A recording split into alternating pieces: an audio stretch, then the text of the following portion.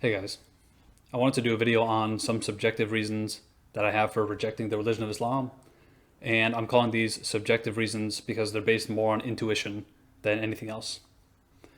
So the first reason would be what I'm just calling this hadith here. This is Sahih Muslim 2662c, and it says, Aisha said that Allah's Messenger was called to lead the funeral prayer of a child of the Ansar. I said, Allah's Messenger, there's happiness for this child who is a bird from the birds of paradise, for it committed no sin, nor has he reached the age where one can commit sin. He said, Aisha, peradventure it may be otherwise, because God created for paradise those who are fit for it, while they were yet in their father's loins, and he created for hell those who are to go to hell. He created them for hell while they were yet in their father's loins.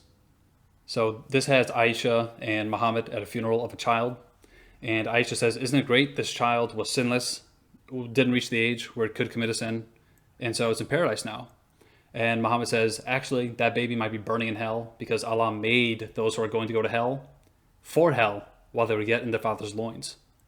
And so it doesn't matter when the baby died or if it committed a sin or not, it might be burning in hell because that's just the decree of Allah. And so this taps into the pervasive predestination doctrine that's taught in Islam. This is just the most explicit example. And you will never, ever, ever get me to believe that this is from God. I simply don't believe it. I think it's so blasphemous and just pure evil to even suggest that God would burn a sinless baby in hell just on a whim because he created for hell those who are going to go to hell while they were yet in the father's loins. The second subjective reason that I have for rejecting Islam is I know that the Quran is a terribly written book, and I know enough about myself to know that I'll never be able to lie to myself into believing that the Quran is somehow divine or even above average. I think it's scatterbrained. It's got no narrative at all. I outline all these bullet points. This is from one of my articles. It frequently jumps around.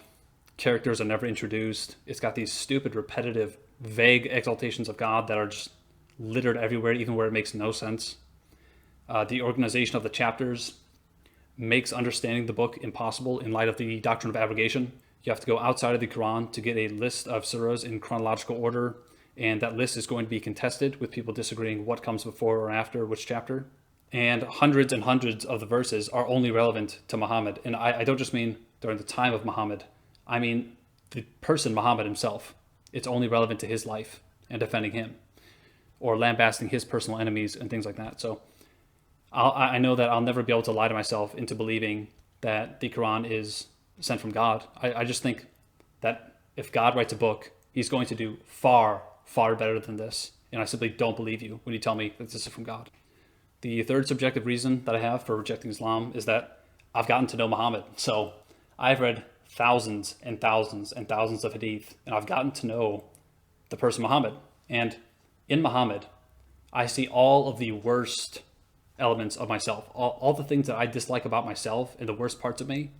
That's what I see in him, but magnified. So he's petty, he's vengeful, he's lustful, he's violent, he's vindictive, and yet at the same time, he's telling us over and over again that we have to love him more than any human being. Otherwise, we're going to go to hell. That's Sahih Bukhari 14 and 15. It says here, he's a man of outstanding character, which is it's like, do these words have meaning? Because if they do, I know what a good person is. I know what a bad person is. And I know that Muhammad is not a good person. And I think that anyone who just knows enough about Muhammad cannot come to any other conclusion unless they're a moral pervert. And so I know that I'm never going to reckon Muhammad as a good person. And so as a result, since I can't reckon him as a good person, and I certainly can't bring myself to love him more than anyone else, as Sahih Bukhari 14 and 15 say is required to have faith in God, I know that I will never be a Muslim because it's impossible. The fourth subjective reason that I have for rejecting Islam is the way that Muslims and Muslim apologists handle the Bible. So I've never seen a Muslim actually handle the Bible in a logical, honest, consistent way. And I know what they're doing. And I know that I could never lie to myself in the way that I know that they're lying to themselves. I know that I could never deceive myself into dealing with a text that unfairly and that dishonestly. And the two words that come to mind when dealing with the Muslim handling of the Bible are these two words I put here, just foolishness and insanity. Really, where it's just like, are you insane? Have you lost your mind to think that you can handle a text this way? And you're basing your eternal destiny on something this dishonest, this nonsensical, I know that I'll never be able to do that. I'll never be able to be that dishonest with myself. And of course, I know that this is the way that they have to handle the Bible in order to remain a Muslim. Otherwise, they would just leave Islam. But that's the whole point. The whole point is I could never bring myself to do that. And so I can never be a Muslim. The fifth subjective reason that I have for rejecting Islam is what I'm calling the magic words, which is this desire and this obsession with keeping everything in Arabic, to the point where 5 times a day, 80 to 85% of Muslims pray in a language that they don't even understand, that they don't even speak. And, they throw in these little phrases, these Arabic phrases into every other sentence. A lot of them change their name when they convert. The thing is, I don't want to have to learn another language to worship God properly. And I don't see, logically speaking, how this could be a religion for the whole world when we all have to pray in one language that's not spoken by 95% of people. It just doesn't make sense. It doesn't make logical sense. And you'll never convince me that God has made a religion that only really works in one language. I don't believe that. The sixth subjective reason that I have for rejecting Islam is the Kaaba and the Black Stone. So I'm never going to believe that Abraham built a cube in an irrelevant desert village with no history whatsoever as God's first and most important temple, but then no one's ever heard of it until Muhammad comes along. It's not in any of the previous scriptures. I simply don't believe that. I don't believe that God is going to command us to circle it 7 times for some reason. And similarly, I don't believe that God has ordained that we all have to kiss a stone in the corner of that cube. I simply don't believe you. The seventh subjective reason that I have for rejecting Islam is what I call the verse of the sock puppet. So this is Surah 33:53, and it says, "O believers, do not enter the homes of the Prophet without permission, and if invited for a meal, do not come too early and linger until the meal is ready. But if you are invited, then enter on time. Once you've eaten, then go on your way, and do not stay for casual talk. Such behavior is truly annoying to the Prophet, yet he is too shy to ask you to leave. But Allah is never shy of the truth. And when you believers ask his wives for something, ask them from behind a barrier. This is pure for your hearts and for theirs. And it's not right for you to annoy the Messenger of Allah, nor ever marry his wives after him. This would certainly be a major offense in sight of Allah." So when I read this verse, just being honest with myself, there's absolutely no way I will ever believe that this came from God. It's clearly from Muhammad's mind, whether he knew it or not. This is Muhammad saying what's on his heart and attributing those words to the God of the universe, and I will never believe it. The eighth subjective reason that I have for rejecting Islam is similar to number 7, and that is the verse of "Obey everything I say and please shut up." So this is Surah 49, starting in verse 1. It says, "O believers, do not proceed in any matter before a decree from Allah and his messenger, and fear Allah. Surely Allah is all-hearing, all-knowing. O believers, do not raise your voices above the voice of the Prophet, nor speak loudly to him as you do to one another, or your deeds will become void while you're unaware. Indeed, those who lower their voices in the presence of Allah's messenger are the ones whose hearts Allah has refined for righteousness. They will have forgiveness and a great reward. Indeed, most of those who call out to you, O Prophet, from outside your private quarters have no understanding of manners. Had they been patient until you could come out to them, it would have certainly been better for them. And Allah is all-forgiving, most merciful." So verse 1 of this passage starts out with him saying, don't proceed in any matter before a decree from Allah and his messenger. But since everyone is getting the decrees of Allah straight from the messenger, you can just say, don't proceed in any matter before I tell you what to do. And then you have him in verses 2 to 5, basically telling people to shut up around his private quarters and lower their voices, not be so loud around him. And again, I will never ever believe that this came from the God of the universe. It came from the mind of Muhammad, and that is so clear to me. The ninth subjective reason that I have for rejecting Islam is the fact that this entire religion stands on the testimony of a single man in the 7th century. It has no history beyond a history of shut up and take our word for it because Abraham and Moses and Jesus all agreed with us. And when we say, can we check the receipts on that? Can we look and verify what you're telling me? They say, no, it's all been lost. It's all been corrupted. Just shut up and take our word for it. Well, I don't want to do that.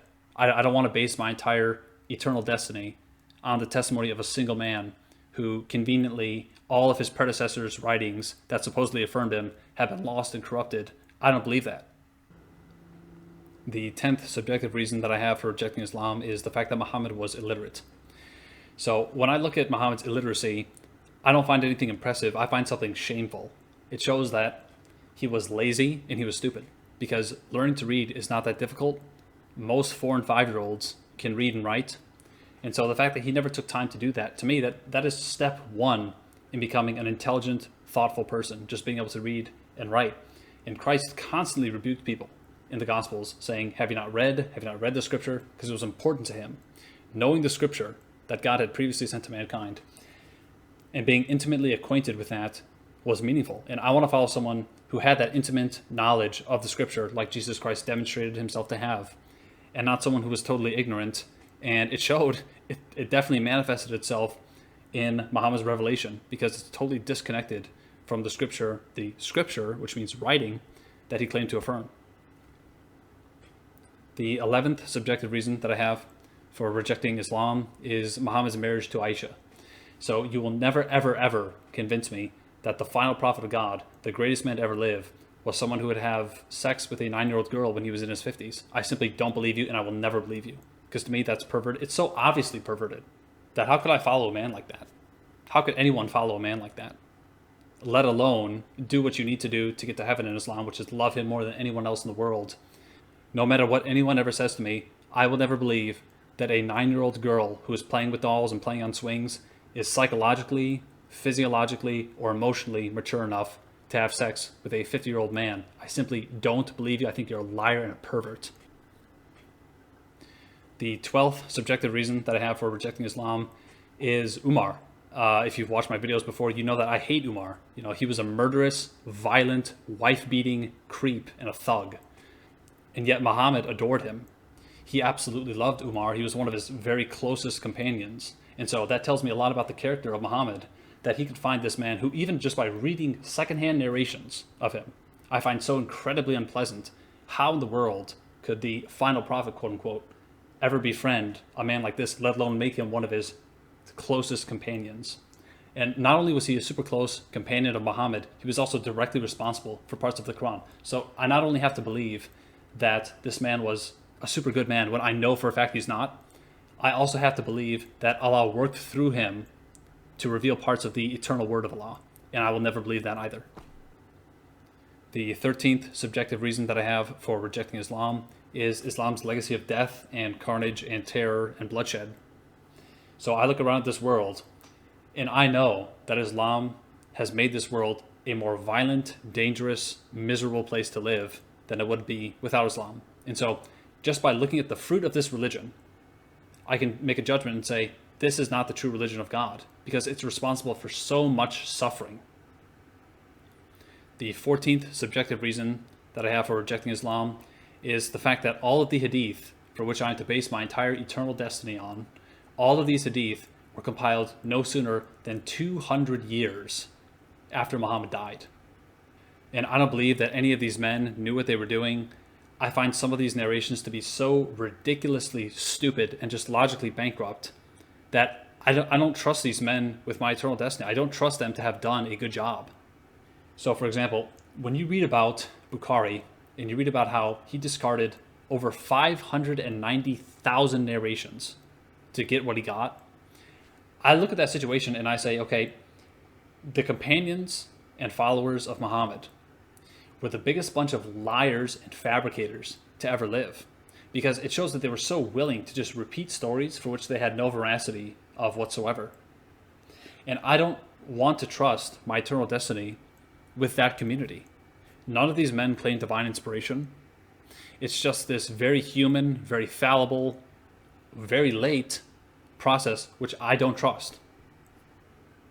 The 15th subjective reason that I have for rejecting Islam is something that anyone who has tried to read translations of the Muslim sources has run into time and time again, and that is this pervasive dishonesty on behalf of Muslim translators, where you'll read someone making a point in one translation, then you'll go to check in your translation, and it says something completely different.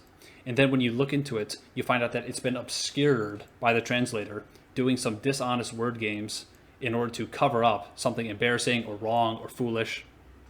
And this is just one example. This is a minor example. And this is Yusuf Ali's translation of Surah 434, where he says, beat them lightly. Now, lightly is not in any Arabic text on the face of the earth. And yet he says, beat them lightly. Take that out of the translation. That's dishonest, because that's not what it says. Are you more merciful than Allah, Yusuf Ali? Because for some reason, Allah was unable to say what he meant, and you had to clarify that it meant lightly when supposedly Allah and Muhammad are the greatest of communicators, and yet they're constantly leaving things out.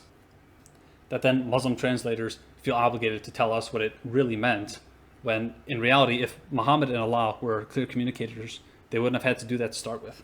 So I've run into this time and time again. I wish I had a catalog of every time I've run into this, but it's at least once or twice a week. Just something where there's some shenanigans going on behalf of the translator.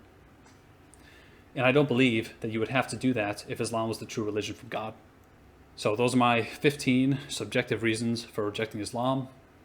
They're mainly based on intuition and what I feel is right and what I feel is wrong, and why, based on those things, I'm never going to be able to be a Muslim. It just goes contrary to my intuition on so many different fronts. All right, that's all for this one, and I'll see you guys next time. Bye.